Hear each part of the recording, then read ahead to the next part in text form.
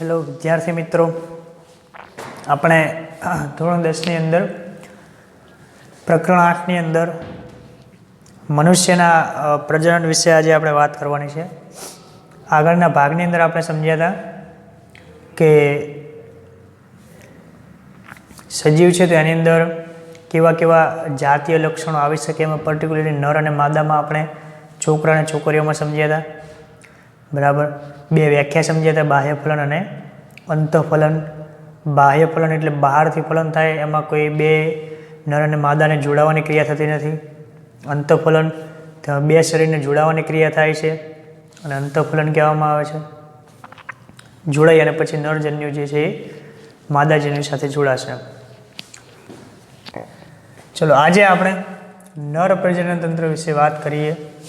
તો નર પ્રજનન તંત્ર આપણને પહેલાં તો આપણા શરીરની અંદર કંઈક આ પ્રકારે એની ગોઠવણી જોવા મળે છે. ભાગોની વાત કરીએ તો આપણને ગોળમાં એક જોવા મળે છે જેને કહેવામાં આવે છે શુક્રપિંડ. શુક્રપિંડ છે એ જોડમાં જોવા મળે આપણા શરીરની અંદર. અહીંયા મેં આકૃતિ એવી રીતના દોરી છે કે એક જ દર્શાવ્યું છે, પણ આપણે જોવા જઈએ તો એ જોડમાં જોવા મળે છે. તો પહેલાં તો પ્રજનનનો એક ભાગ મુખ્ય કે જે શુક્રપિંડ કહેવામાં આવે છે. બરાબર, શુક્રપિંડ જે છે એ જોડમાં આવેલું હોય છે, એટલે કે બે શુક્રપિંડ આવેલા હોય છે. શુક્રપિંડ જે છે એ એક વૃષણ કોથળીમાં ઢંકાયેલું હોય છે, જે આપણને અહીંયા બ્લેક કલરની એક કોથળી જેવી રચના મેં દોરી છે, જેને વૃષણ કોથળી કહેવામાં આવે છે. વૃષણ કોથળીની અંદર શુક્રપિંડ આવેલું હોય છે. વૃષણ કોથળી જે છે એ શરીરની બહારના ભાગમાં, એટલે એવું કહી શકાય કે ઉદર ગુહાની બહાર, ઉદર ગુહા એટલે પેટના ભાગની બહારના ભાગમાં એ જોવા મળે છે. તો ઉદર ગુહાની બહાર કેમ એને મૂકવામાં આવ્યું છે? તો આપણા શરીરનું તાપમાન જે છે એ 37 સેલ્સિયસ છે. તો આપણા શરીરનું તાપમાન 37 સેલ્સિયસ જે છે એ શુક્રપિંડની અંદર શુક્રકોષો ઉત્પન્ન કરવા માટે એ જવાબદાર નથી. એટલે ટૂંકમાં શુક્રકોષોનું ઉત્પાદન થવું જોઈએ તો એના માટે તાપમાન જે છે એ શરીરના તાપમાન કરતાં 2 થી 3 સેલ્સિયસ નીચું તાપમાન જોઈએ, એટલે કે 35 સેલ્સિયસ જેટલું તાપમાન જોઈએ. બરાબર, એટલે આવું તાપમાનને ઘટાડવા માટે એ જે આખી વૃષણ કોથળી અને શુક્રપિંડ એની અંદર આવેલા હોય અને ઉદર ગુહાની બહાર મૂકવામાં આવે છે. શરીરનું તાપમાન 37 સેલ્સિયસ છે. 37 સેલ્સિયસે શુક્રકોષો જીવિત રહી શકતા નથી. એટલા માટે વૃષણ કોથળીની અંદર એને શુક્રપિંડને મૂકવામાં આવે છે. શુક્રપિંડ જે છે એ શુક્રકોષો ઉત્પન્ન કરશે, જે નરજન્યુ તરીકે ઓળખાય છે. વૃષણ કોથળી જે છે ઉદર ગુહાની બહાર આવેલી હોય છે, કે જે શરીરના તાપમાન કરતાં, એટલે કે 37 સેલ્સિયસ કરતાં 2 થી 3 સેલ્સિયસ નીચું તાપમાન ધરાવે છે. બરાબર, ચલો હવે શુક્રપિંડ જે છે એ શુક્રકોષનું નિર્માણ કરશે. એના સિવાય પણ એ ટેસ્ટોસ્ટેરોનનો સ્ત્રાવ કરે. કયો સ્ત્રાવ? ટેસ્ટોસ્ટેરોન, કે જે નર જાતીય અંતઃસ્ત્રાવ છે. ટેસ્ટોસ્ટેરોન જે છે એ પછી આખા શરીરની અંદર કેટલાક જાતીય લક્ષણોમાં ફેરફાર કરશે અને શુક્રકોષને જીવિત રાખવા માટે મદદ કરે. શુક્રકોષો ઉત્પન્ન થાય એ પછી આગળ વહન પામશે. આ જે વહન પામતી એક નલિકા છે, એ નલિકાને નામ આપવામાં આવે છે શુક્રવાહિની. શું નામ આપવામાં આવે છે? શુક્રવાહિની. શુક્રકોષો શુક્રપિંડની અંદર ઉત્પન્ન થશે. એ શુક્રકોષોને શુક્ર નલિકામાંથી એ આગળ ને આગળ વહન થવા માટે મદદ કરશે. હવે શુક્રપિંડમાં શુક્રકોષો ક્યારે ઉત્પન્ન થશે? તો આપણે જ્યારે પ્રજનનક્ષમ ઉંમર બને ત્યારે. બરાબર, ચલો આ સમજો કે એની અંદર શુક્રકોષો છે એ શુક્રકોષો આગળ વહન પામે છે. વહન પામી અને આગળ એ મૂત્રાશયના માર્ગની સાથે જોડાઈ જાય છે. જુઓ અહીંયા જે આ ભાગ છે મૂત્રાશય. તો મૂત્રાશયની અંદર જે મૂત્રનું નિર્માણ થાય છે, મૂત્ર નિર્માણ ક્યાંથી થશે, અથવા તો મૂત્ર ત્યાં જમા ક્યાંથી થશે? તો અહીંયા એક લાલ કલરની મેં વાહિની દોરી છે, જે કહેવાય છે મૂત્રવાહિની, કે જે કિડનીમાંથી આવતી હશે. ક્યાંથી આવતી હશે?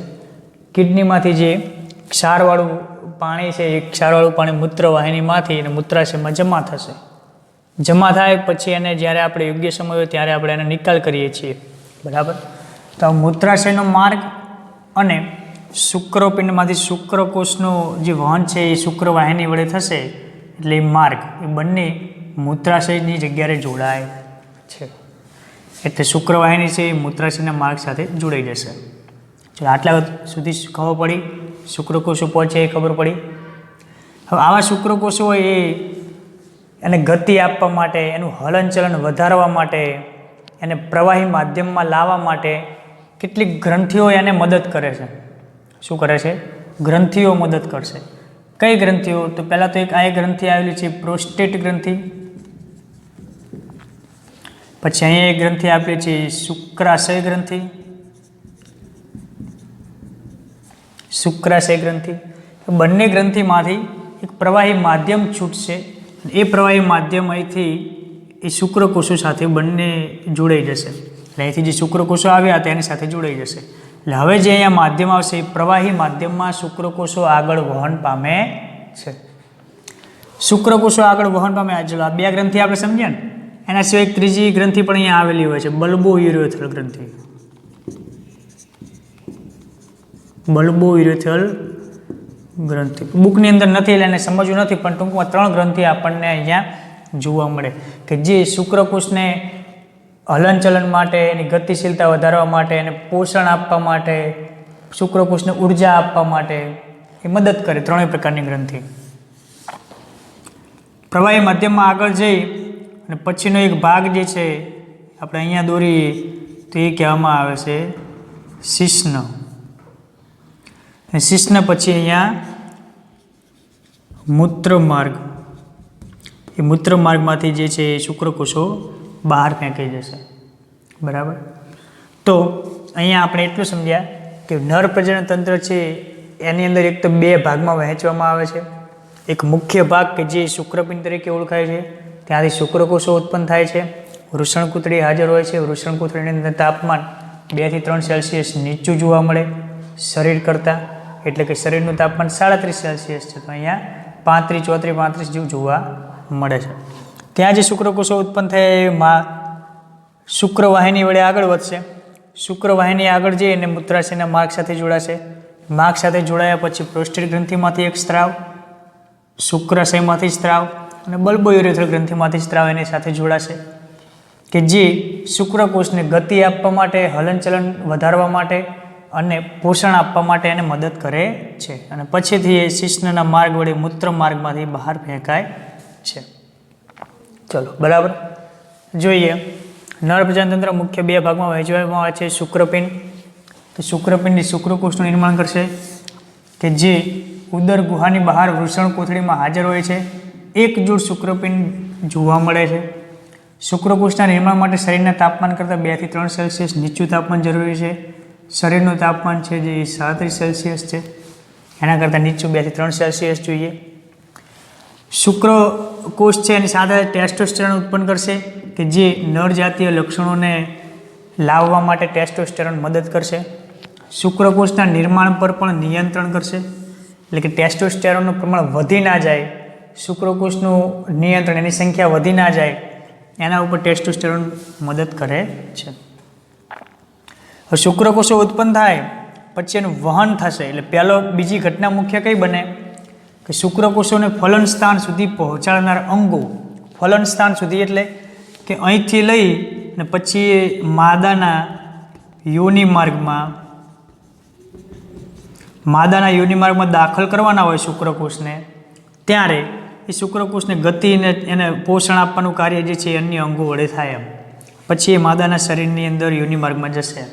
બરાબર છે. તો શુક્રવાહિની એ સ્થાન સુધી પહોંચાડવાના અંગો કયા? તો પહેલાં તો શુક્રવાહિની આપણે સમજ્યા. શુક્રકોષનું શુક્રવાહિની વડે વહન થશે. શુક્રવાહિની મૂત્રાશયમાંથી આવતી નલિકા સાથે જોડાય છે. એટલે મૂત્રાશયમાંથી આવતી નલિકા સાથે જોડાશે. પછી મૂત્રજનન માર્ગ આવશે. એટલે કે મૂત્ર અને શુક્રકોષના વહનનો સામાન્ય માર્ગ છે. મૂત્ર માર્ગ જે છે ત્યાં શુક્રકોષ પ્લસ મૂત્ર બંનેનો સામાન્ય માર્ગ છે, ત્યાં બંનેનું વહન થાય છે. બરાબર.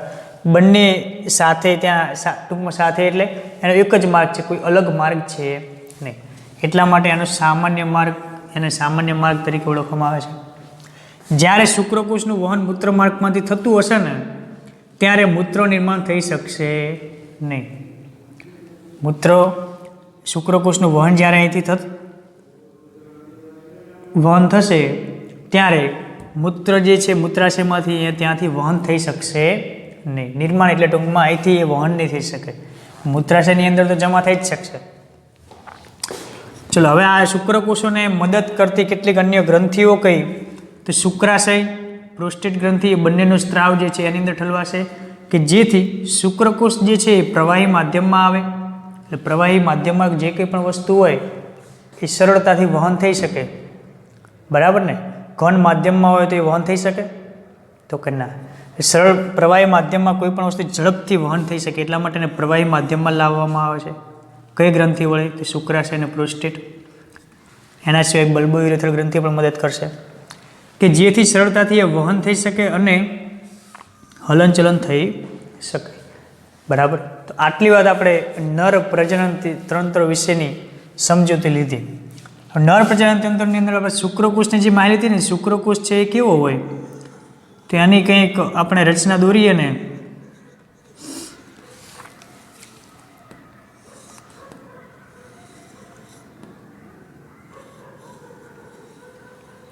તો આ પ્રમાણે શુક્રકોષ હોય. ઉપરનો ભાગ હોય તેને શીર્ષ કહેવામાં આવે. બરાબર. વચ્ચેનો ભાગ આપણે ચલો ગ્રીવા લઈએ અને છેલ્લે પુચ્છ ભાગ હોય ને એને હલનચલન કરાવે. માછલીની જેમ માછલીને પાછળ હોય ને મીનપક્ષ તો એ મીનપક્ષ હલનચલન માછલીને કરવા માટે મદદ કરે. શુક્રકોષ છે તો એને જ્યારે માર્ગમાંથી વહન પામે કે યોનિ માર્ગમાં વહન પામે ને ત્યારે એને હલનચલન ગતિ આપવા માટે મદદ કરે પૂછ. શીર્ષ ભાગ છે તો એની અંદર ડીએનએ આવેલા હોય એટલે કે લક્ષણો જે આપણે વાત કરીને કે કોઈ પણ બાળક હોય તો એને અંદર લક્ષણો જે છે એના માતા પિતાના હોય. તો અહીં નર જે શુક્રકોષ છે એ પિતાનો છે તો આની અંદર જે ડીએનએ કે રંગસૂત્રોના લક્ષણો છે એ બધા જ્યારે અંડકોષ સાથે આ જોડાશે ત્યારે એ બંને વચ્ચે ફલન થશે એટલે અહીંયા માતાના લક્ષણો આની અંદર પિતાના લક્ષણો એ બંનેમાંથી જે લક્ષણો બહાર નીકળશે એ બાળકમાં આવશે. બરાબર ને? એટલે આની અંદર શીર્ષની અંદર ડીએનએ કે રંગસૂત્રીય દ્રવ્ય ધરાવે છે અને લક્ષણો એની અંદર એ જોવા મળે છે. બરાબર. ચલો તો અહીંયા આપણે નર પ્રજનન તંત્ર જે છે એની વાત કરી. એની અંદર શુક્રકોષની રચના સમજ્યા. કેટલા ભાગ આવેલા હોય તો 3. ઉપરનો ભાગ છે એમાં શીર્ષની અંદર ડીએનએ રંગસૂત્રો ધરાવે છે. નીચેનો ભાગ છે પુચ્છ તરીકે ઓળખાય છે. આવતી વખતે આપણે માદા પ્રજનન તંત્ર વિશે વાત કરીશું.